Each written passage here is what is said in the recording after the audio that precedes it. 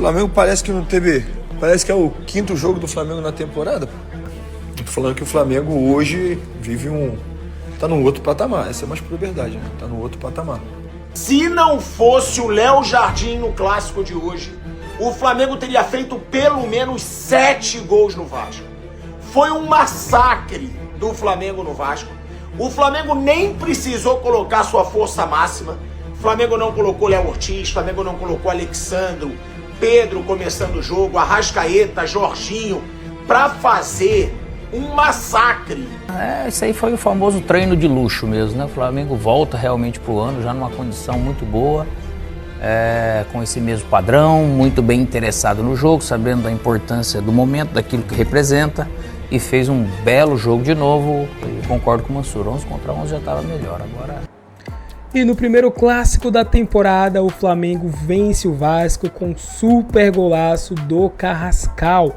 O Flamengo hoje atuou com o time titular, ou quase titular, com o Felipe Luiz, que precisou antecipar, e a gente vai ver o que a mídia falou após essa vitória do Flamengo, que ficou muito barato. O Flamengo poderia ter feito muito mais, mas foi apenas 1-0 e muitas chances criadas. Se inscreve no canal, ative o sininho, deixa o like, e vamos agora acompanhar o que a mídia falou após essa super vitória do Flamengo. Vamos ver.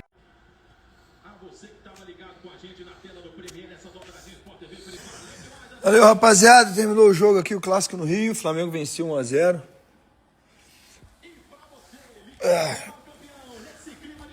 O Flamengo parece que não teve... Parece que é o quinto jogo do Flamengo na temporada.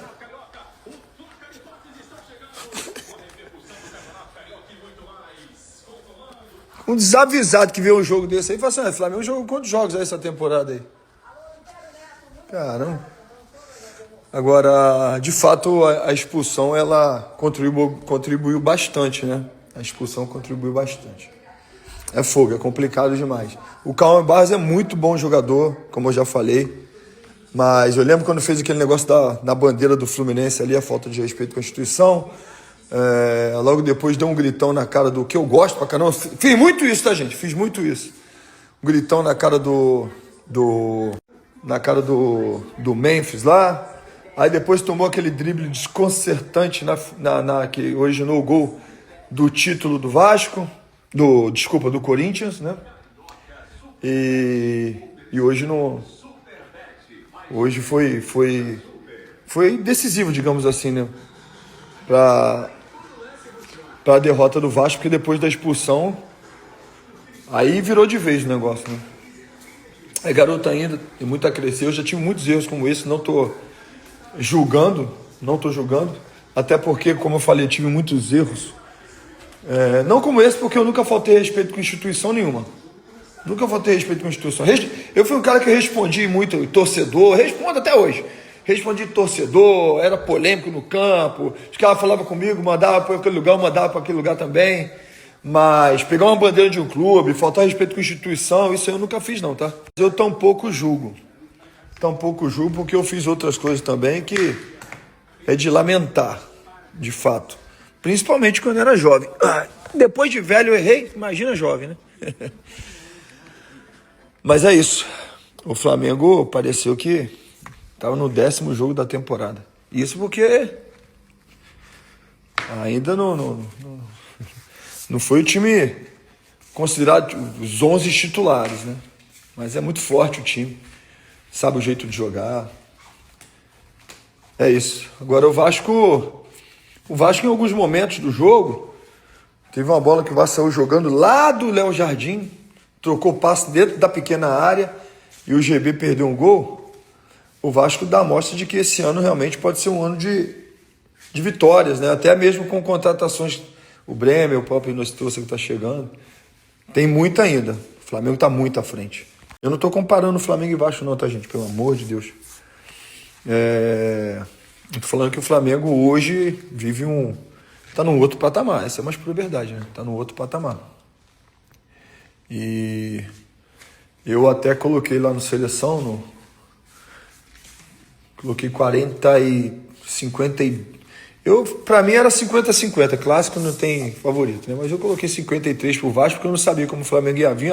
Eu até achei que o Flamengo viria com metade dos jogadores moleque, metade sub-20 e a outra metade uns caras que... E acabou que não foi dessa maneira. Mas agora o Flamengo é fortíssimo.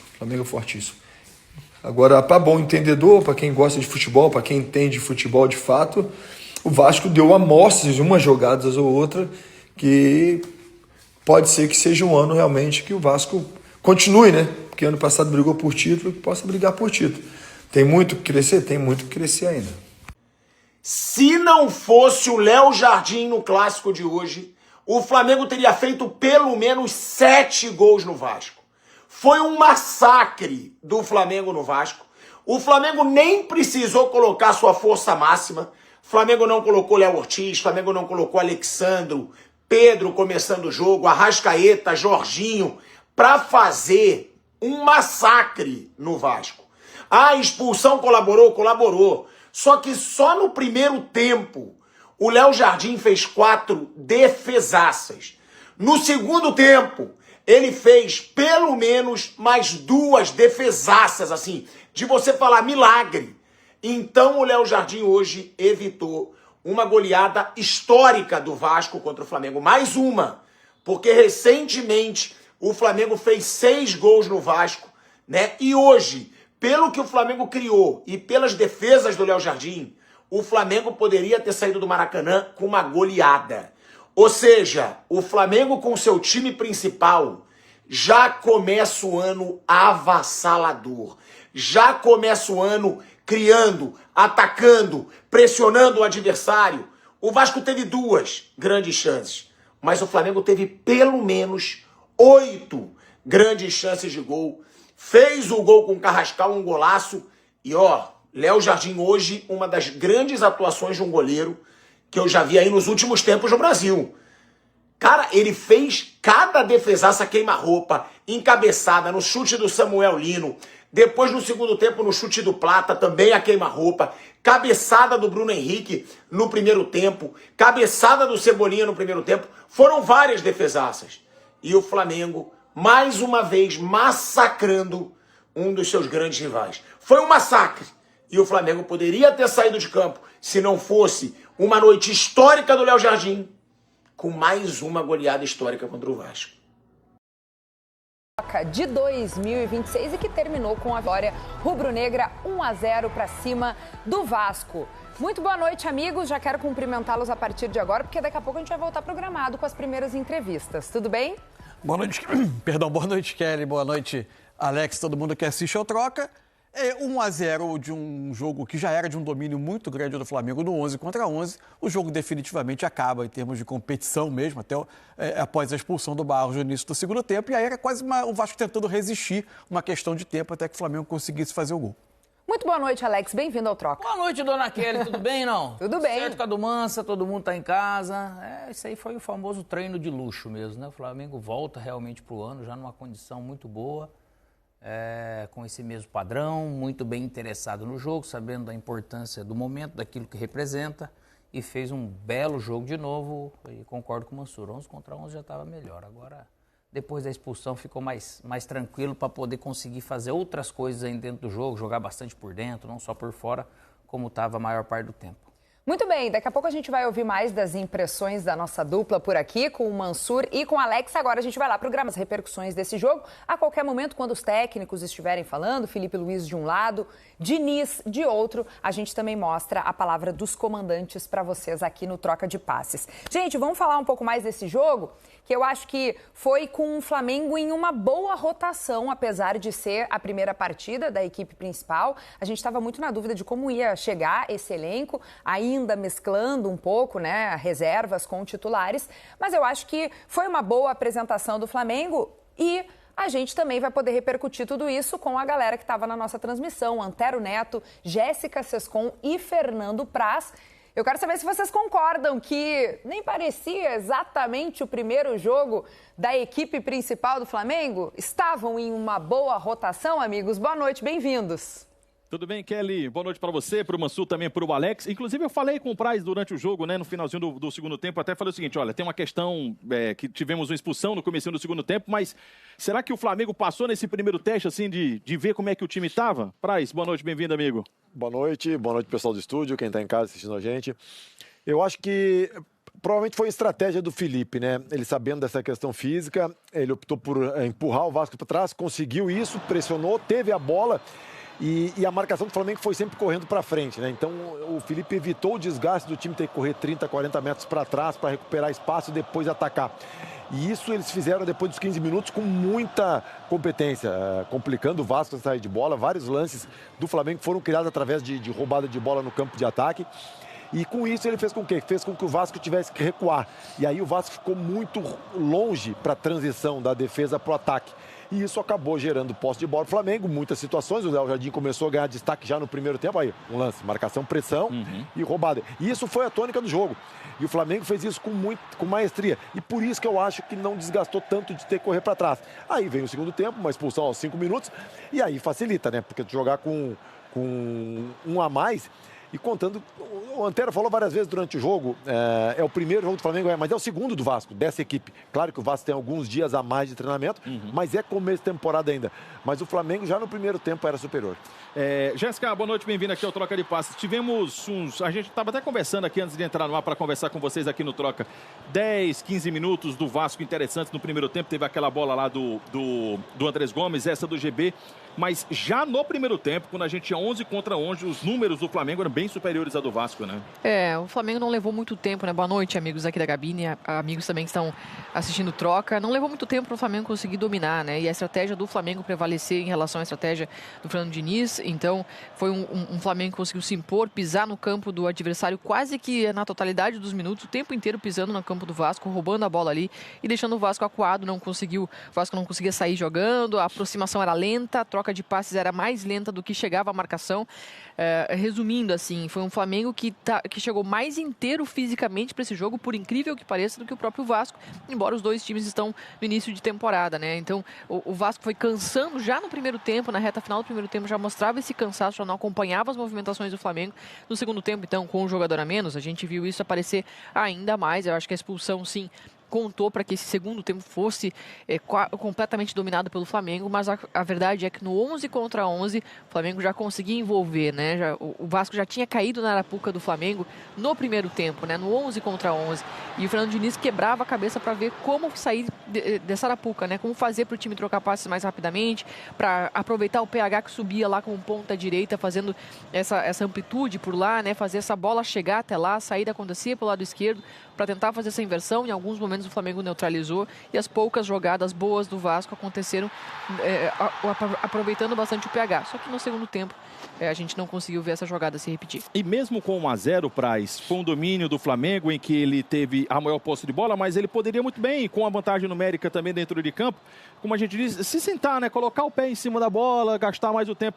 Mas foi um Flamengo que continuou atacando. Então, assim, ele teve a vantagem numérica, estava com a vantagem de 1-0 também, mas continuou pressionando o time do Vasco. Ou seja, assim, no primeiro jogo mesmo do time do Flamengo, ele continuou atacando o time do Vasco, como a gente vê aí nos outros lances. Então, não foi um domínio só assim de posse de bola, foi um domínio de finalização também, de chances de gol, né? Não, foram muitas finalizações. O Léo Jardim no segundo tempo fez várias defesas.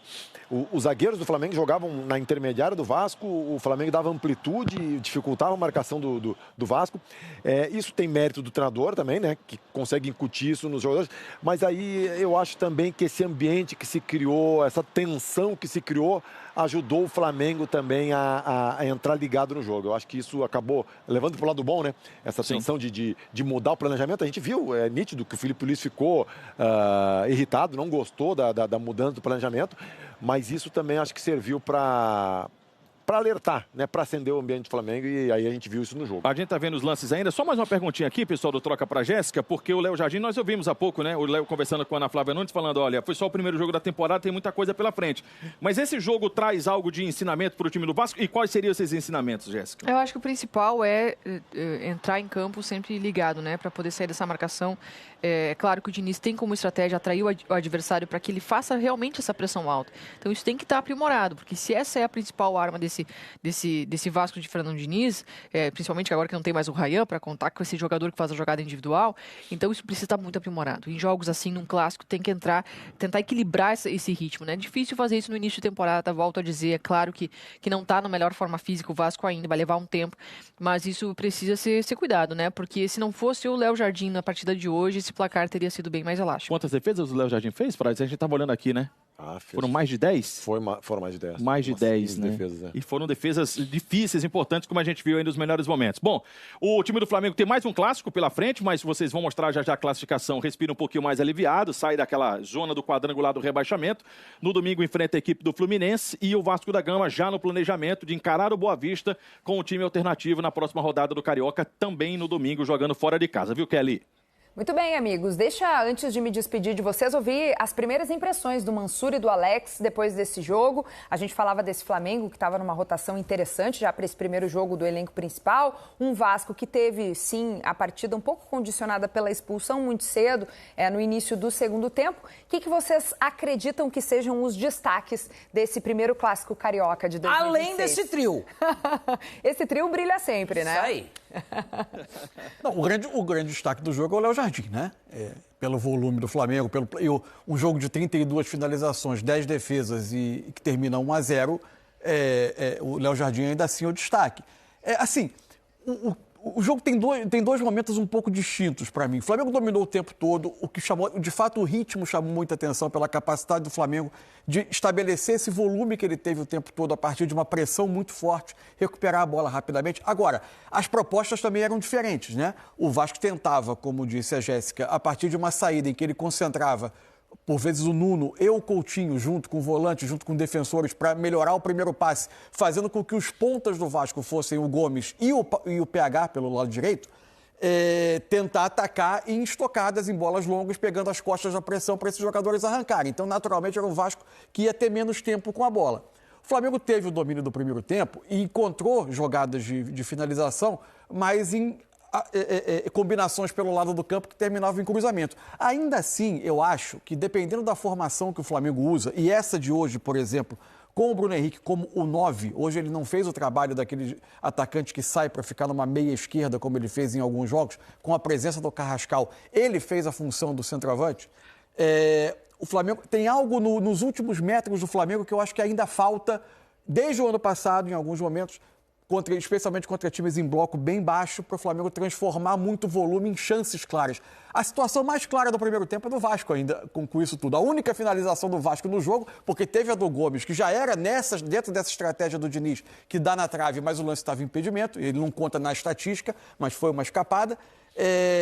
E tem o lance do GB no passe do PH. O Vasco acabou tendo até as situações mais claras do primeiro tempo, apesar do enorme domínio do Flamengo. No segundo tempo, assim, com a expulsão, o Vasco se limita a defender. Acho que o Piton vai mal na forma como ele rebate a bola do gol. Ele poderia ter tentado uma outra solução ali, ele acabou quase assistindo o gol. Afastou fraco, né? Isso. E acho que o Flamengo melhora de vez quando o Vasco, que o tempo todo defendeu mal o centro da área, tem muita dificuldade a partir da entrada do Samuel Lino, que estabeleceu uma conexão dele um pouco mais por dentro, encontrando o passe por baixo para o Pedro. Quando o Flamengo aí teve um jogador que conhece a função do 9 em campo, o Flamengo aí tem uma sucessão de chances, já também no 11 contra 10, e aí aparece demais o Léo Jardim evitando que o placar fosse maior. E é isso aí, galera. Esse foi o vídeo, vocês viram, né, a mídia falando aí sobre a vitória do Flamengo. Flamengo que precisou antecipar, né, pelo menos essa não era a ideia do Felipe Luiz, de já trazer os seus jogadores titulares, né, para poder enfrentar o Vasco, mas como o time sub-20 não estava conseguindo render, galera, o Flamengo corria sérios riscos de cair, né, no Campeonato Carioca, e o Flamengo não queria que isso acontecesse. Então o Felipe Luiz, ele precisou antecipar um pouco, e como era um clássico, acho que casou muito bem, né? Aí a gente percebe a diferença, cara, do time sub-20 para o time titular, né? O time principal é muita diferença. E mesmo os caras voltando agora, muitos estavam de férias até pouco tempo, né? Mas ainda assim voltaram muito bem e fazem muita diferença, né? Parecendo que estavam jogando já há muito tempo. É um time de muita qualidade, né? Cebolinha, Samuel Lino, Pedro, Plata, Luiz Araújo, entendeu? E olha que faltou o principal, né? Arrascaeta, e na minha opinião também faltou o Jorginho, que é um cara surreal, né? Surreal. Mas o Flamengo ainda assim venceu. Como eu disse, poderia ter feito muito mais, tá? Teve muita chance. O goleiro do Vasco, Léo Jardim, salvou muito o Vasco, né? Pegou várias bolas dificílimas e ele conseguiu pegar, agarrar. É um bom goleiro, né? De fato. Então, por isso o Flamengo acabou não conseguindo fazer tantos gols assim como poderia ter feito, né? Se não fosse o Léo Jardim, no mínimo teria sido os 4 ou 5. Mas fica aí, galera, o registro aí da imprensa se rendendo ao Flamengo e elogiando muito, né? Essa super vitória que o Flamengo teve. Eu falo super vitória porque foi um jogaço, cara. Foi um bom jogo do Flamengo. O Flamengo poderia ter feito muito, né? Foi 1-0, foi uma vitória magra, mas pelo que o Flamengo apresentou, para mim foi uma super vitória devido ao contexto, né? Imagino que vocês também pensam assim. Se você curtiu, deixa o like, ativa o sino e até o próximo vídeo. Fui.